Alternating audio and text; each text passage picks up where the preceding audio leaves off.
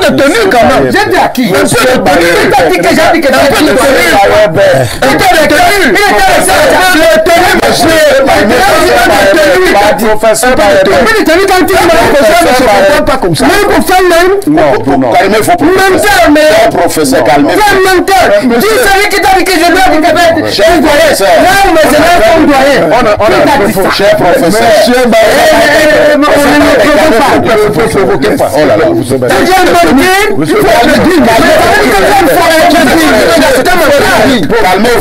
calmez-vous, cher professeur. Il faut être dit. Je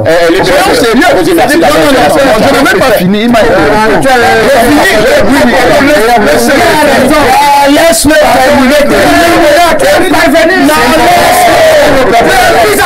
s'il vous plaît, professeur. On a fabriqué tout ça. C'est pas ça. C'est ça. Il dit que ça qui me saga. C'est ça. Même si c'est tout, mais ça va nous faire. C'est une manière pour eux de faire un magistrat.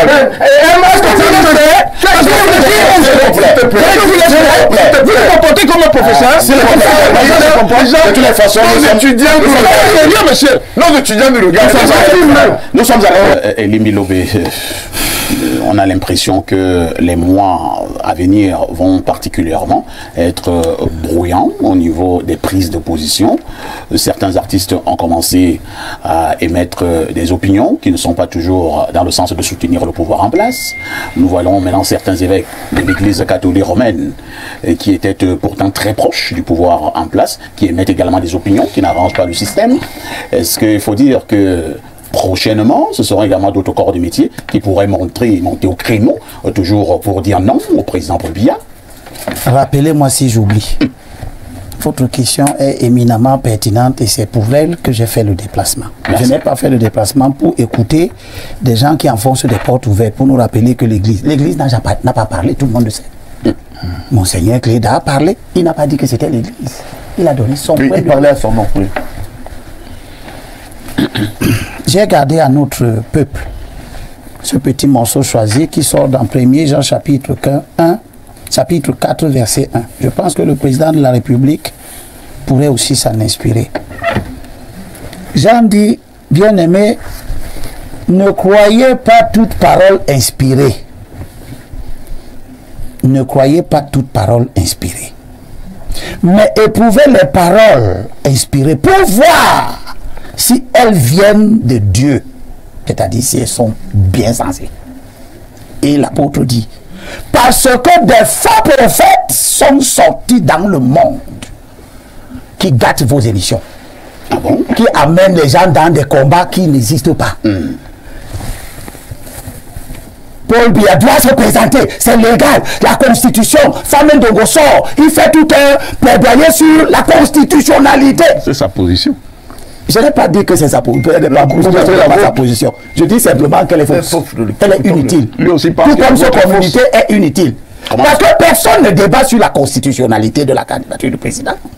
Vous avez entendu qui débattre de ça? Personne. Vous avez entendu qui débattre de la légalité? La légalité d'une candidature, c'est 35 ans au moins, résider au Cameroun pendant terminé. Il n'y a pas beaucoup de choses. Terminé, c'est ça la légalité. Nous sommes d'accord.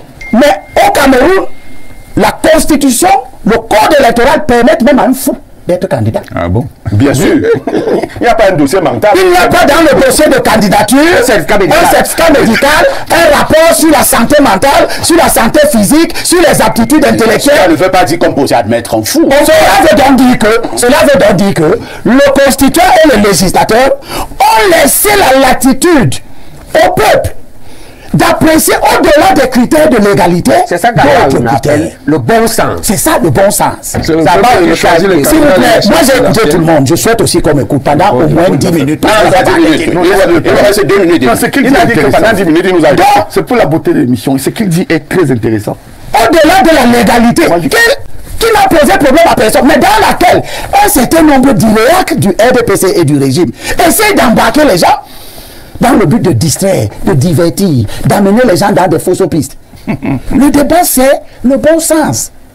Est-ce que c'est bien sensé que toi qui es mon grand-père, que le président qui est le grand-père de certains que je vois sur la télévision, il est mon père est né en 24.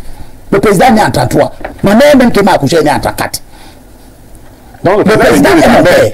Il est le grand-père de certains que je vois sur les plateaux. Moi, il est mon grand-père. Moi, il est mon grand-père. Le président a commencé à construire les routes, à s'occuper de nous. Il avait 40 ans. Il est devenu premier ministre à quel âge? Il est devenu premier ministre à 75. En 75, il avait 42 ans. 42 ans, oui. Le président s'occupait déjà de nous. De nos soucis. Des écoles là où toi tu as fréquenté, c'est le président qui a veillé à ce que ces écoles soient construites. Le président a 92 ans. Les gens qui ont travaillé avec lui 40 ans durant, ils ne sont pas capables de dire au président, nous allons continuer ton travail. Ils nous montrent publiquement qu'ils n'ont rien appris de lui. Ils nous montrent publiquement qu'ils ne sont pas capables de poursuivre l'œuvre du président. Au point qu'ils lui demandent de rester là, éventuellement de mourir de travail. Ça, ce n'est pas conforme à nos valeurs. C'est ça. Dans nos valeurs sociétales, ceux qui nous ont précédés nous préparent à les remplacer. Et lorsqu'ils sont entrés dans l'âge du patriarcat, Ils commencent à nous céder des portions. ils permettent et laissent qu'on s'occupe d'eux jusqu'à leur dernier jour. C'est l'inverse qui est en train de se produire.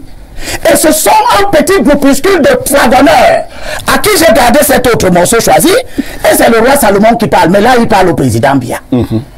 Il dit, dans Proverbe chapitre 26, verset 28, la langue fausse reste qu'elle écrase, et la bouche flatteuse prépare la ruine. Quand j'entends des gens dire que nous demandons le bon sens parce que l'opposition est faible. Vous êtes faible. Eh bien, Ben Ali était le premier ministre de Bourguiba. Pourquoi a-t-il fait un coup d'État alors qu'il pouvait aller aux élections contre Bourguiba? Parce que le système ne permettait pas que tous ceux qui pouvaient se présenter contre Bourguiba aient la latitude, la sécurité et la certitude que le jeu électoral est normal. Après, ça a donné un coup d'État. Par tous les régimes totalitaires que j'ai cités ici, qui ont fini dans des coups d'État, c'est précisément parce que il n'était pas question de compétition. Il n'était donc pas question de faiblesse de certains compétiteurs. Il était question de système qui ne permet à personne de s'exprimer. Et le souci des évêques, de quelques évêques.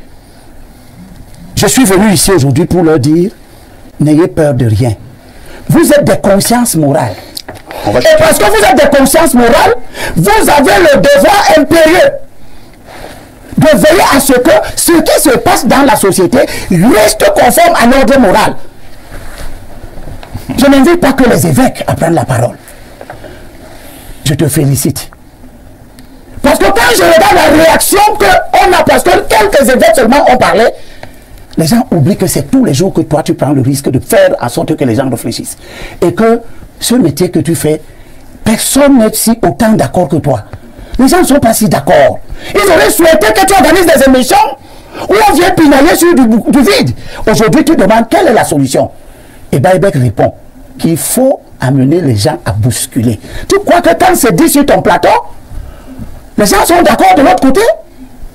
Nous avons fait évoluer la conscience. Et nous devons continuer à la faire évoluer. Que cela plaise ou non à ceux qui peuvent être bousculés par le système. J'invite les artistes à prendre la parole. Vous êtes des élites. J'invite les universitaires à prendre la parole. Je félicite Abba Elonou. Je félicite Babi Sakana. Je demande que les autres enfants du pays ne laissent pas que le pays aille à la dérive. Merci Elimbi Lobé. Lisons quelques réactions de téléspectateurs. Dieu seul sait combien elles sont nombreuses. Personne n'oblige le président Paul Biya, mais les débats sont ouverts, qu'il n'intimide pas les gens. Que Paul Biya soit encouragé à se retirer, voilà qui a du sens. Autre message ce matin, nous prenons rapidement celui-ci. Alors, qu'est-ce qu'on nous dit là? Bonjour. Bonjour parfait ici. Bonjour parfait ici. Émission très intéressante avec un panel soutenu malgré la complexité et la délicatesse du sujet. Le professeur Mathias est pertinent dans son analyse, c'est clair, mais on a l'impression que certains ne veulent pas regarder cette réalité en face. Autre préoccupation, c'est dimanche. Bonne émission parfait. Et Limbi est comme un messie aujourd'hui. Même l'autre ne peut dire un mot. L'autre c'est qui? Autre message ce dimanche. Bonjour le plateau. Bon après-midi par Faïs et à tout le panel. Certes, l'Église catholique ne s'est pas prononcée de manière officielle et souveraine sur la candidature du président Biya. Cependant, il faut relever que ces prix-là, qui officient dans le clergé catholique, sont des personnalités publiques écoutées et considérées. Par conséquent, la notion de l'éthos développée par Aristote est très capitale en communication sociale et politique, entre en jeu et influencera énormément les positions de l'électorat. C'est Israël depuis Garoua qui envoie donc ce message. Autre message ce dimanche, nous prenons rapidement celui-ci. Merci. Salut, vraiment, je suis fier de mon père, le professeur Baïbek. Je trouve que les évêques ont les mêmes droits que tous les autres citoyens. Je ne vois pas pourquoi ça crée une polémique. Moi, je trouve que le président n'est plus apte à terminer un mandat vu son âge avancé. Autre message, ce sera probablement le dernier. Que dit ce téléspectateur? Bonjour à vous, la yopiste Olangini. Je ne sais pas ce que veut dire ayopiste. On va m'expliquer ça tout à l'heure. Bonjour le plateau. Bonjour, parfait, très jolie émission. Toutes mes condoléances au professeur du roman éprouvé. Parfait, il n'y a pas une personne sur cette terre qui n'aime pas le pouvoir. Tous ces opposants-là, s'ils prennent le pouvoir, eux-mêmes vont mettre des stratégies en place pour rester. Donc ils ne viennent pas nous déranger. Pour l'instant, le père est au pouvoir. Laissez-le tranquille. C'est Wilfried depuis Douala beaucoup qui envoie donc ce message. Il ne nous reste plus beaucoup de temps à passer ensemble. Pratiquement 7 à 8 minutes. Si nous sommes ordonnés et disciplinés sur ce plateau, chacun pourra avoir environ 1 minute et demie. Je commence par le professeur Messanga Nyamding. Professeur, au moment où nous sommes en train de sortir de ce débat, est-ce que nous allons continuer à parler comme certains, que laisser la religion aux évêques et maintenant la politique aux politiciens, ou alors nous allons simplement nous dire qu'il est temps pour que chacun donne librement son point de vue dans le strict respect des institutions de la République? Oui, non, je crois que là où j'ai une divergence avec mon frère, monsieur le recteur et ami Mathias Eric Olangini, c'est qu'il pense que les évêques ne font pas de la politique. Je pense que c'est un lapsus peut-être de sa part, mais je pense que les évêques sont politiques. Et c'est ça qui gêne un peu le landernum social. Vous avez vu que toutes les associations, même les intellectuels, même lui, n'étant pas dans un parti, il est un intellectuel politisé. Les positions politiques ne sont pas seulement une propriété de ceux qui se déclarent membres des partis politiques. De tout temps, vous verrez que partout où il y a des dynamiques de socialisation, c'est-à-dire les églises, les évêques, les mosquées, les moines, les fakirs, partout, tous ces lieux de socialisation sont politiques. Et je crois qu'on en avait parlé déjà. Il faut même revoir d'ailleurs même ton article lorsqu'on a écrit, je crois, l'ONU d'Afrique, avait dit, je ne sais plus, non, repenser le développement à travers l'Afrique. Ton article sur l'Égypte. En fait, les évêques sont politiques. Et je crois qu'il y a des tyrannies sociales qui émergent à tous les prix, qui fuient le débat, et je veux vous dire lequel. Il fuit le débat sur la règle du jeu. Vous savez que moi, ma fausse exclusion est liée au fait que j'ai dit aux gens que jouons le jeu franchement. Parce que lorsque vous prenez l'article 80 du code électoral, si quelqu'un peut nous lire ça, moi j'ai des problèmes de jeu et tout ça. L'article 80. On n'a plus beaucoup de temps. Non, évoluant. C'est 15 secondes. Attends, par là que je passe. Oui, d'accord. L'article 80 du code électoral, vous allez voir qu'il y a une règle du jeu que certains collaborateurs du chef de l'État, je reprends aussi l'expression de Jean Bargaillère, ont tronqué. Prenez cet article seulement. Ça retombe sur Paul Biya. Parce que l'article 80 voudrait... Article 80, à l'issue des opérations de révision et au vu des documents et données communiquées par les démembrements régionaux d'élections Cameroun, le directeur général des élections établit et rend public la liste électorale nationale au plus tard le 30 décembre. Voilà. Et il remet le fichier national à chaque parti politique. Non, on n'a pas dit ça. Non, je vais dans la suite. Compris, vous avez largement débordé vos 1 minute. Bon, alors, non, je vais nous terminer. Dernier point. Dans quelques secondes. Dernier point. Je crois que les problèmes de gouvernance, de malgouvernance, sont au cœur de ce ras-le-bol.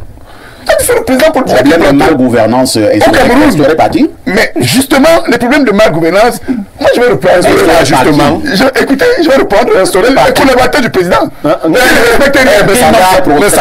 Écoutez, La problème de mal, c'est Jean Baga. Tout ce que je peux vous dire, c'est Jean Baga n'est pas son collaborateur.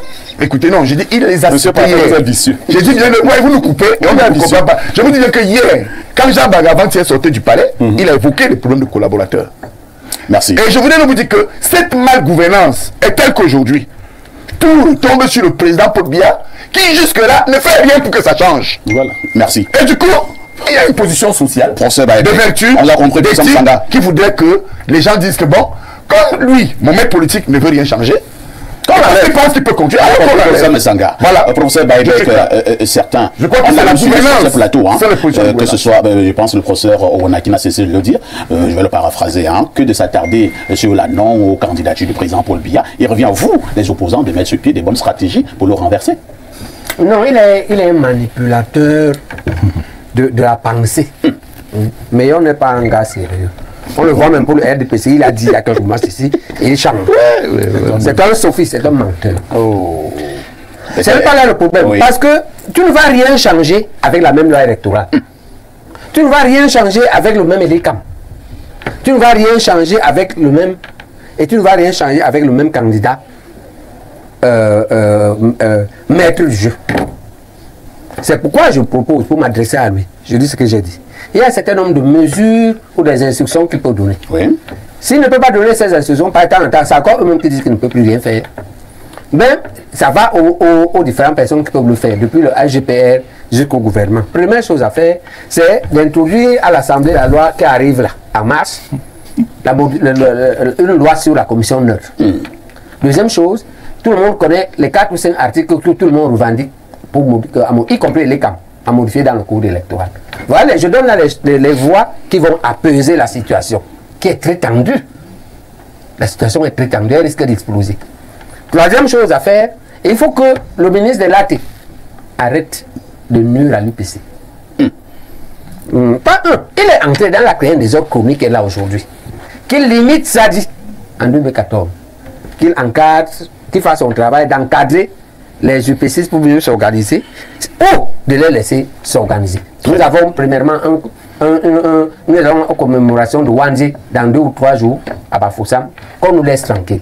Nous préparons un comité directeur auto-convoqué par les 2 bureaux et par le comité directeur restant qu'on nous laisse faire et qu'on nous réinstaure dans le jeu électoral. Troisième chose, qu'on libère les prisonniers de MRC. Ça, c'est les choses qui vont apaiser la tension. Il y a la crise du Nozo aussi. D'accord? Très bien. Voilà. Libère, oui. Qu'on arrête les procédures, qu'on laisse le PCRN tranquille. Le PCRN a gagné les procès, qu'on laisse Cabral et le PCRN. Très bien. Ça apaise, d'accord? Qu'on ouvre les discussions avec les vrais rebelles, c'est sécurité, pas les bandits. Parce qu'il faut savoir que c'est comme la vie normale. Dans la vie normale, il y a la police, il y a la gendarmerie, mais les bandits ont aussi les armes et les tenues. Qu'on disait qu'on ouvre avec eux. Qu'on ouvre la discussion avec la base. Mais Sanga a commencé, qu'on encourage Messanga. Avec la base? Messanga était fois la base en France. Oui. J'ai vu la base. Et qu'est-ce qu'il vous a dit? Ben écoutez, ils sont prêts à tout. J'ai même vu au-delà de la base, j'ai même vu les ambazoniens. Ça, voilà. Et donc vous connaissez les ambazoniens? Oui, mais bien sûr, je l'ai dit aux archers. Ils étaient prêts à dialoguer. Vous êtes amis des ambazoniens? Non, je suis biaïste. Dans l'émission Ad Hoc, le professeur a raison. Il ne faut pas des gens qui mettent le feu. Il y a des gens qui veulent noyer Paul Biya. Oui. Donc vous soutenez la thèse qui voudrait qu'on puisse négocier avec les terroristes? Oui, non, c'est oui. La vraie rebelle. Moi je pense que il y a les bandits. Si Paul Biya, il y a les bandits. Paul Biya, il y a les bandits. Mais professeur, l'affaire Vanderberg, quand on a libéré là, ce n'est pas une mallette que le président a échangé.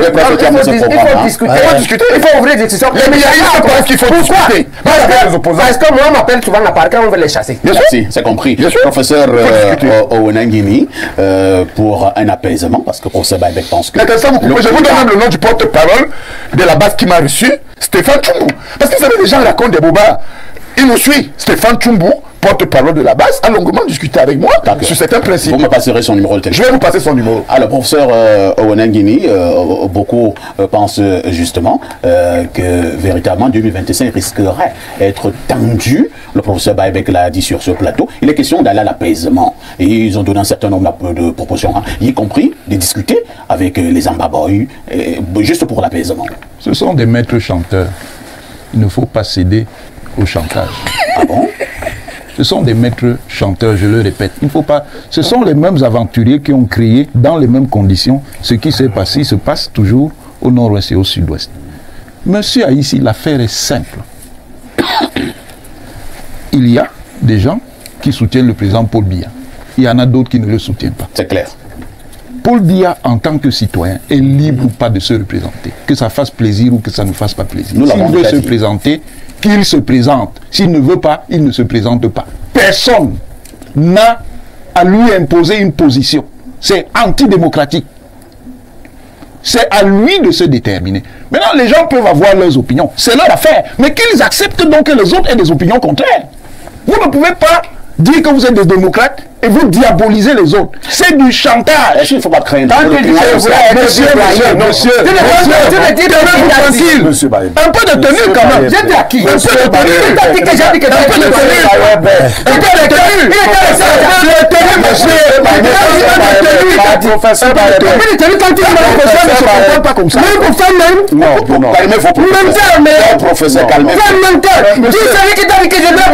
Cher professeur,